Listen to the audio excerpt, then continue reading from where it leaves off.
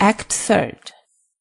The room at the Tesmans. The curtains are drawn over the middle doorway and also over the glass door. The lamp, half turned down and with a shade over it, is burning on the table. In the stove, the door of which stands open, there has been a fire, which is now nearly burnt out. Mrs. Elvsted, wrapped in a large shawl, and with her feet upon a footrest, sits close to the stove, sunk back in the armchair. Hedda, fully dressed, lies sleeping upon the sofa, with a sofa blanket over her. Mrs. Elvsted, after a pause, suddenly sits up in her chair, and listens eagerly. Then she sinks back again wearily, moaning to herself. Not yet. Oh God. Oh God, not yet. Bertha slips cautiously in by the hall door. She has a letter in her hand. Mrs. Elvsted turns and whispers eagerly. Well, has anyone come? Bertha, softly. Yes, a girl had just brought this letter. Mrs. Elvsted, quickly, holding out her hand. A letter. Give it to me. No, it's for Dr. Tesman, ma'am. Oh, indeed. It was Miss Tesman's servant that brought it. I'll lay it here on the table. Yes, do. Bertha, laying down the letter. I think I had better put out the lamp. It's smoking. Yes, put it out. It must soon be daylight now. Bertha, putting out the lamp. It is daylight already, ma'am. Yes, broad day. And no one come back yet. Lord bless you, ma'am. I guessed how it would be. You guessed? Yes, when I saw that a certain person had come back to town, and that he went off with them. For we've heard enough about that gentleman before now. Don't speak so loud. You will waken Mrs. Tesman. Bertha looks towards the sofa and sighs. No, let her sleep, poor thing. Shan't I put some wood on the fire? Thanks, not for me. Oh, very well. She goes softly out by the hall door. Hedda is wakened by the shutting of the door and looks up. What's that? It was only the servant. Hedda, looking about her. Oh, we're here. Yes, now I remember. Sits erect upon the sofa, stretches herself, and rubs her eyes. Oh, what o'clock is it, Thea? Mrs. Elvsted looks at her watch. It's past 7. When did Tesman come home? He has not come. Not come home yet? Mrs. Elvsted, rising. No one has come. Think of our watching and waiting here till 4 in the morning. Mrs. Elvsted, wringing her hands. And how I watched and waited for him. Hedda yawns and says with her hand before her mouth. Oh, well. We might have spared ourselves the trouble. Did you get a little sleep? Oh, yes, I believe I have slept pretty well. Have you not? Not for a moment. I couldn't, Hedda. Not to save my life. Hedda rises and goes towards her. There. There's nothing to be so alarmed about. I understand quite well what has happened. Well, what do you think? Won't you tell me? Why, of course it has been a very late affair at Judge Brack's. Yes, that is clear enough. But all the same. And then, you see, Tesman hasn't cared to come home and ring us up in the middle of the night. Laughing. Perhaps he wasn't inclined to show himself either, immediately after a jollification. But in that case, where can he have gone? Of course he has gone to his aunt's and slept there. They have his old room ready for him. No, he can't be with them, for a letter has just come for him from Miss Tesman. There it lies. Indeed? Looks at the address. Why, yes, it's addressed in Aunt Julia's hand. Well, then, he has remained at Judge Brack's. And as for Eilert Lovborg, he is sitting with vine leaves in his hair, reading his manuscript. Oh, Hedda, you are just saying things you don't believe a bit. You really are a little blockhead, Thea. Oh, yes, I suppose I am. And how mortally tired you look. Yes, I am mortally tired. Well, then, you must do as I tell you. You must go into my room and lie down for a little while. Oh, no, I shouldn't be able to sleep. I am sure you would. Well, but your husband is certain to come soon now, and then I want to know at once. I shall take care to let you know when he comes. Do you promise me, Hedda? Yes, rely upon me. Just you go in and have a sleep in the meantime. Thanks. Then I'll try. She goes off to the inner room. Hedda goes up to the glass door and draws back the curtains. The broad daylight streams into the room. Then she takes a little hand-glass from the writing table, looks at herself in it, and arranges her hair. Next she goes to the hall door and presses the bell button. Berta presently appears at the hall door. Did you want anything, ma'am? Yes, you must put some more wood in the stove. I am shivering. Bless me, I'll make up the fire at once. She rakes the embers together and lays a piece of wood upon them, then stops and listens. That was a ring at the front door, ma'am. Then go to the door. I will look after the fire. It will soon burn up. She goes out by the hall door. Hedda kneels on the footrest and lays some more pieces of wood in the stove. After a short pause, George Tesman enters from the hall. He steals on tiptoe towards the middle doorway and is about to slip through the curtains. Hedda, at the stove, without looking up. Good morning. Tesman turns. Hedda! Approaching her. Good heavens! Are you up so early? Eh? Yes, I am up very early this morning. And I never doubted you were still sound asleep. Fancy that, Hedda. Don't speak so loud. Mrs. Elvsted is resting in my room. Has Mrs. Elvsted been here all night? Yes, since no one came to fetch her. Ah, to be sure. Hedda closes the door of the stove and rises. Well, did you enjoy yourselves at Judge Brack's? Have you been anxious about me, eh? No, I should never think of being anxious, but I asked if you had enjoyed yourself. Oh, yes. For once, in a way. Especially the beginning of the evening. For then Eilert read me part of his book. We arrived more than an hour too early, fancy that. And Brack had all sorts of arrangements to make, so Eilert read to me. Hedda, seating herself by the table on the right. Well, tell me then. Tesman, sitting on a footstool near the stove. Oh, Hedda, you can't conceive what a book that is going to be. I believe it is one of the most remarkable things that have ever been written. Fancy that! Yes, I don't care about that. I must make a confession to you, Hedda. When he had finished reading, a horrid feeling came over me. A horrid feeling? I felt jealous of Eilert for having had it in him to write such a book. Only think, Hedda. Yes, I am thinking. And then how pitiful to think that he, with all his gifts, should be irreclaimable after all. I suppose you mean that he has more courage than the rest. No, not at all. I mean that he is incapable of taking his pleasure in moderation. And what came of it all, in the end? Well, to tell the truth, I think it might best be described as an orgy, Hedda. Had he vine leaves in his hair? Vine leaves? No, I saw nothing of the sort. But he made a long, rambling speech in honor of the woman who had inspired him in his work. That was the phrase he used. Did he name her? No, he didn't, but I can't help thinking that he meant Mrs. Elvsted. You may be sure he did. Well, where did you part from him? On the way to town. We broke up, the last of us at any rate, altogether, and Brack came with us to get a breath of fresh air. And then, you see, we agreed to take Eilert home, for he had had far more than was good for him. I dare say. But now comes the strange part of it, Hedda. Or, I should rather say, the melancholy part of it. I declare I am most ashamed, on Eilert's account, to tell you. Oh, go on. Well, as we were getting near town, you see, I happened to drop a little behind the others. Only for a minute or two. Fancy that. Yes, but... And then, as I hurried after them, what do you think I found by the wayside, eh? Oh, how should I know? You mustn't speak of it to a soul, Hedda, do you hear? Promise me, for Eilert's sake. Draws a parcel wrapped in paper from his coat pocket. Fancy, dear, I found this. Is not that the parcel he had with him yesterday? Yes, it is the whole of his precious, irreplaceable manuscript.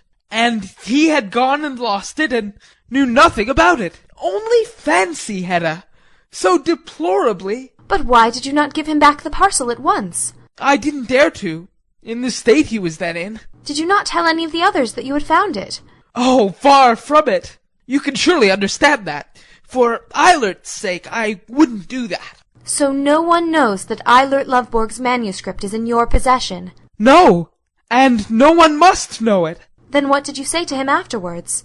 I didn't talk to him again at all.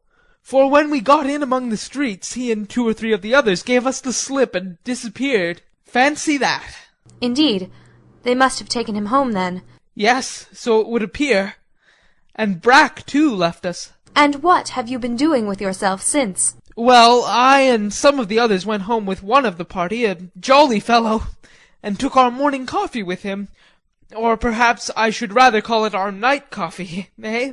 But now, when I have rested a little and given Eilert, poor fellow, time to have his sleep out, I must take this back to him. Hedda holds out her hand for the packet. No, don't give it to him. Not in such a hurry, I mean. Let me read it first. No, my dearest Hedda, I mustn't. I really mustn't. You must not? No, for you can imagine what a state of despair he will be in when he wakens and misses the manuscript. He has no copy of it, you must know. He told me so. Hedda, looking searchingly at him. Can such a thing not be reproduced? Written over again? No, I don't think that would be possible. For the inspiration, you see. Yes, I suppose it depends on that. Lightly. But by the by, here is a letter for you. Fancy. Hedda, handing it to him. It came early this morning. It's from Aunt Julia. What can it be? He lays the packet on the other footstool, opens the letter, runs his eye through it, and jumps up. Oh, Hedda, she says that poor Aunt Rena is dying. Well, we were prepared for that. And that if I want to see her again, I must make haste. I'll run into them at once. Hedda, suppressing a smile. Will you run? Oh, my dearest Hedda, if you could only make your mind up to come with me, just think. Hedda rises and says wearily, repelling the idea. No, don't ask me. I will not look upon sickness and death. I loathe all sorts of ugliness. Well then. Bustling around. My hat? My overcoat? Oh, in the hall. I do hope I mayn't come too late, Hedda. Eh? Oh, if you run. Berta appears at the hall door. Judge Brack is at the door and wishes to know if he may come in. At this time? No, I can't possibly see him. But I can. To Berta. Ask Judge Brack to come in. Berta goes out. Hedda, quickly, whispering. The parcel, Tesman. She snatches it up from the stool. Yes, give it to me. No, I will keep it till you come back. She goes to the writing table and places it in the bookcase. Tesman stands in a flurry of haste and cannot get his gloves on. Judge Brack enters from the hall. Hedda, nodding to him. You are an early bird, I must say. Yes, don't you think so? To Tesman. Are you on the move too? Yes, I must rush off to my aunt's. Fancy! The invalid one is lying at death's door, poor creature. Dear me, is she indeed? Then on no account let me detain you. At such a critical moment. Yes, I must really rush. Goodbye. Goodbye. He hastens out by the hall door. Hedda, approaching. You seem to have made a particularly lively night of it at your rooms, Judge Brack. I assure you I have not had my clothes off, Mrs. Hedda. Not you either. No, as you may see. But what has Tesman been telling you of the night's adventures? Oh, some tiresome story. Only that they went and had coffee somewhere or other. I had heard about that coffee party already. Eilert Lovborg was not with them, I fancy. No, they had taken him home before that. Tesman, too? No, but some of the others, he said. Brack, smiling. George Tesman is really an ingenious creature, Mrs. Hedda. Yes, heaven knows he is. Then is there something behind all this? Yes, perhaps there may be. Well then, sit down, my dear Judge, and tell your story in comfort. She seats herself to the left of the table. Brack sits near her at the long side of the table. Now then. I had special reasons for keeping track of my guests last night. Of Eilert Lovborg among the rest, perhaps? Frankly, yes. Now you make me really curious. Do you know where he and one or two of the others finished the night, Mrs. Hedda? If it is not quite unmentionable, tell me. Oh, no, it's not at all unmentionable. Well, they put in an appearance at a particularly animated soiree. Of the lively kind? Of the very liveliest. Tell me more of this, Judge Brack. Lovborg, as well as the others, had been invited in advance. I knew all about it. But he had declined the invitation, for now, as you know, he has become a new man. Up at the Elvsteads, yes, but he went after all, then. Well, you see, Mrs. Hedda, unhappily the spirit moved him at my rooms last evening. Yes, I hear he found inspiration. Pretty violent inspiration. Well, I fancy that altered his purpose, for we menfolk are unfortunately not always so firm in our principles as we ought to be. Oh, I am sure you are an exception, Judge Brack. But as to Loveborg? To make a long story short, he landed at last in Mademoiselle Diana's rooms. Mademoiselle Diana's? It was Mademoiselle Diana that was giving the soiree to a select circle of her admirers and her lady friends. Is she a red-haired woman? Precisely. A sort of a singer? Oh, yes, in her leisure moments. And moreover, a mighty huntress. Of men, Mrs. Hedda. You have no doubt heard of her. Eilert Lovborg was one of her most enthusiastic protectors in the days of his glory. And how did all this end? Far from amicably, it appears. After a most tender meeting, they seem to have come to blows. Loveborg and she? Yes. He accused her, or her friends, of having robbed him.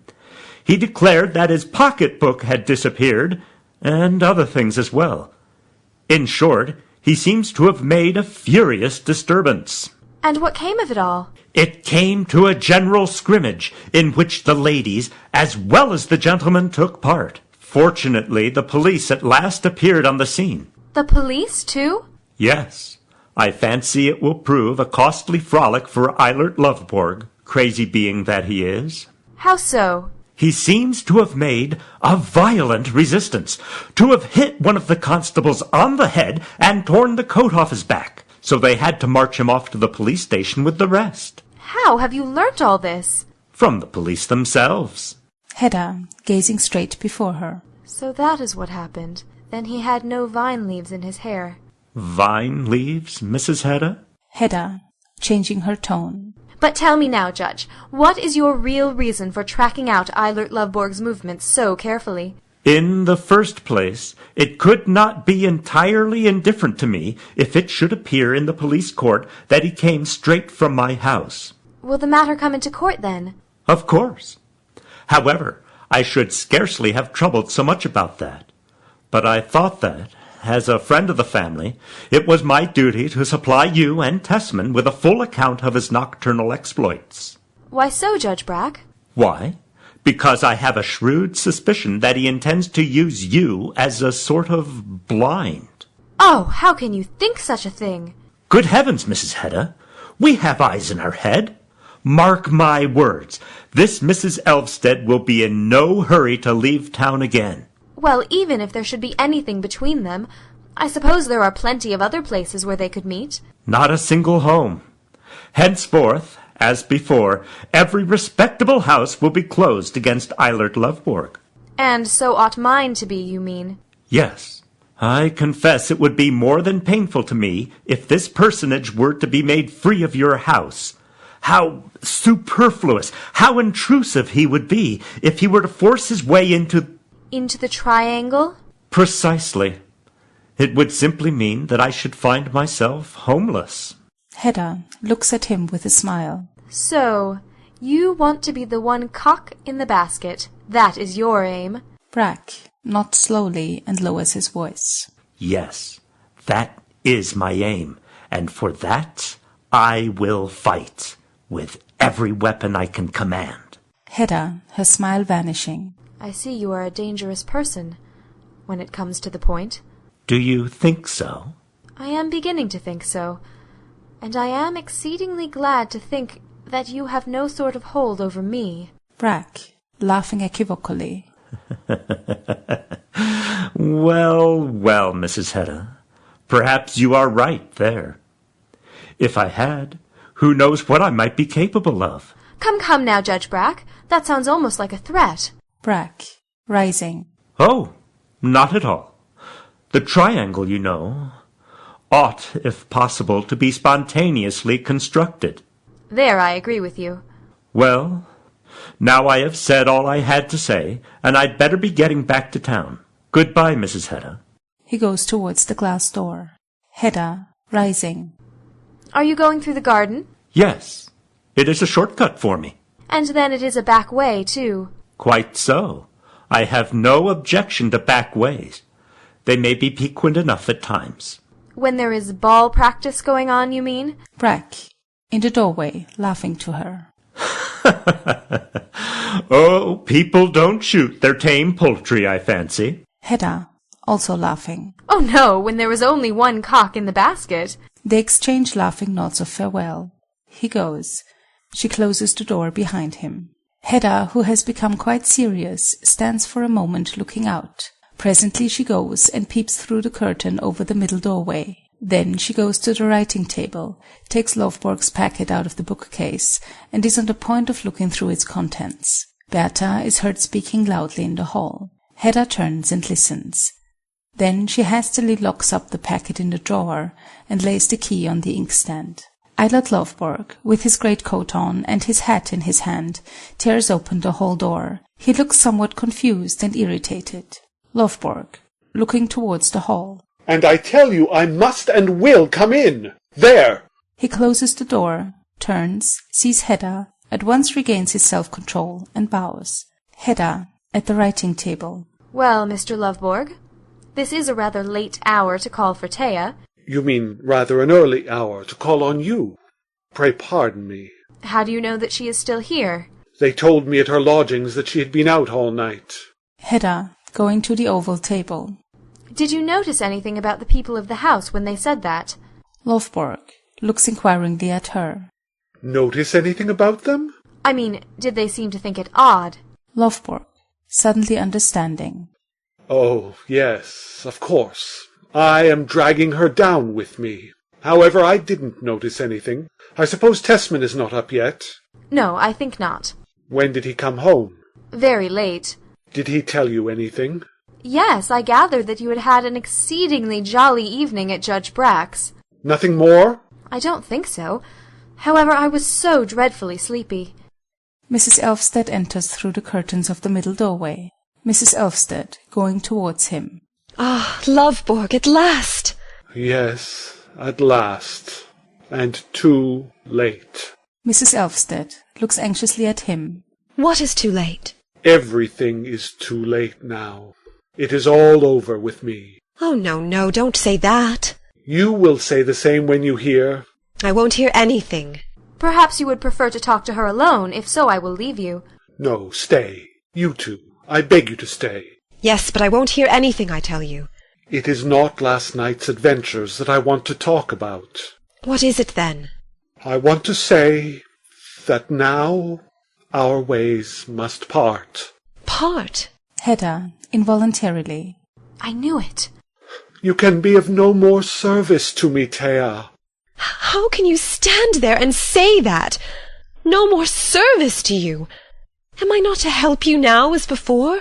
Are we not to go on working together? Henceforward I shall do no work. Mrs. Elfsted, despairingly. Then what am I to do with my life? You must try to live your life as if you had never known me. But you know I cannot do that. Try if you cannot, Thea. You must go home again. Mrs. Elfsted, in vehement protest. Never in this world. Where you are, there will I be also.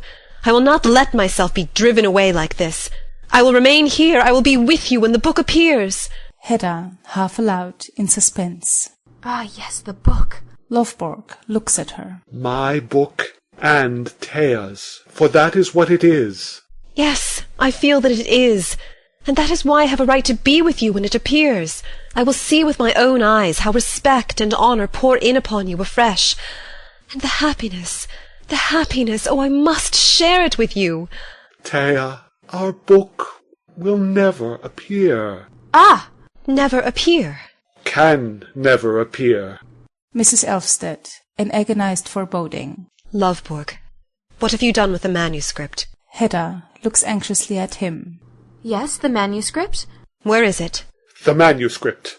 Well then, I have torn the manuscript into 1,000 pieces. Mrs. Elfsted shrieks. Oh, no! No! Hedda, involuntarily. But that's not... Lovborg looks at her. Not true, you think? Hedda, collecting herself. Oh, well, of course, since you say so. But it sounded so improbable. It is true, all the same. Mrs. Elfsted, wringing her hands. Oh, God, Hedda! Torn his own work to pieces! I have torn my own life to pieces, so why should I not tear my life work too? And you did this last night? Yes, I tell you, tore it into 1,000 pieces, and scattered them on the fjord, far out.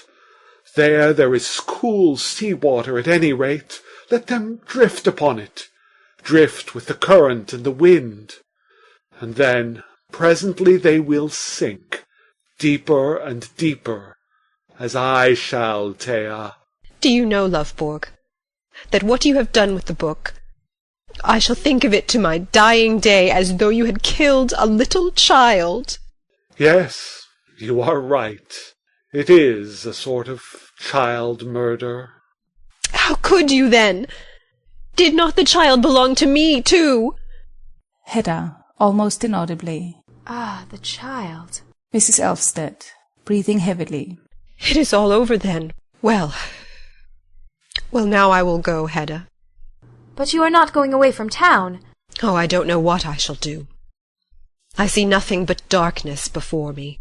She goes out by the hall door. Hedda stands waiting for a moment. So you are not going to see her home, Mr. Loveborg?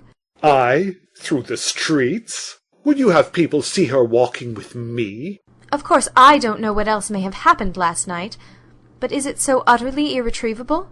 It will not end with last night. I know that perfectly well. And the thing is that now I have no taste for that sort of life either. I won't begin it anew. She has broken my courage and my power of braving life out. Hedda, looking straight before her. So that pretty little fool has had her fingers in a man's destiny. Looks at him. But all the same, how could you treat her so heartlessly? Oh, don't say that I was heartless. To go and destroy what has filled her whole soul for months and years, you do not call that heartless? To you I can tell the truth, Hedda. The truth?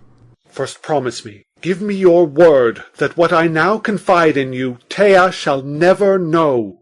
I give you my word. Good. Then let me tell you that what I said just now was untrue. About the manuscript? Yes, I have not torn it to pieces, nor thrown it into the fjord. No, but where is it then? I have destroyed it none the less. Utterly destroyed it, Hedda. I don't understand. Thea said that what I had done seemed to her like a child murder. Yes, so she said. But to kill his child, that is not the worst thing a father can do to it. Not the worst. Suppose now, Hedda, that a man, in the small hours of the morning, came home to his child's mother after a night of riot and debauchery and said, "Listen, I have been here and there, and in this place and in that, and I have taken our child with to this place and to that, and I have lost the child, utterly lost it. The devil knows into what hands it may have fallen, who may have had their clutches on it." Well, but when all is said and done, you know, this was only a book. Thea's pure soul was in that book. Yes, so I understand. And you can understand, too, that for her and me, together, no future is possible. What path do you mean to take, then? None. I will only try to make an end of it all. The sooner the better. Hedda, a step nearer him. Eilert Lovborg, listen to me. Will you not try to do it beautifully? Beautifully? Smiling. With vine leaves in my hair, as you used to dream in the old days? No, I have lost my faith in the vine leaves. But beautifully nevertheless. For once in a way. Goodbye. You must go now, and do not come here any more. Goodbye, Mrs. Tessman. And give George Tessman my love. He is on the point of going. No, wait. I must give you a memento to take with you. She goes to the writing table and opens the drawer and the pistol case, then returns to Lovborg with one of the pistols. Lovborg looks at her. Is this the memento? Hedda, nodding slowly. Do you recognize it? It was aimed at you once. You should have used it then. Take it. And do you use it now? Lovborg puts the pistol in his breast pocket. Thanks. And beautifully, Eilert Lovborg. Promise me that. Goodbye, Hedda Gabler. He goes out by the hall door. Hedda listens for a moment at the door. Then she goes up to the writing table, takes out the packet of manuscript, peeps under the cover, draws a few of the sheets half out, and looks at them. Next she goes over and seats herself in the armchair beside the stove, with the packet in her lap. Presently she opens the stove door, and then the packet. Hedda throws one of the quires into the fire, and whispers to herself, Now I am burning your child, Thea. Burning it, curly locks. Throwing one or two more quires into the stove. Your child and Eilert Lovborg's. Throws the rest in. I am burning your child. End of Act 3.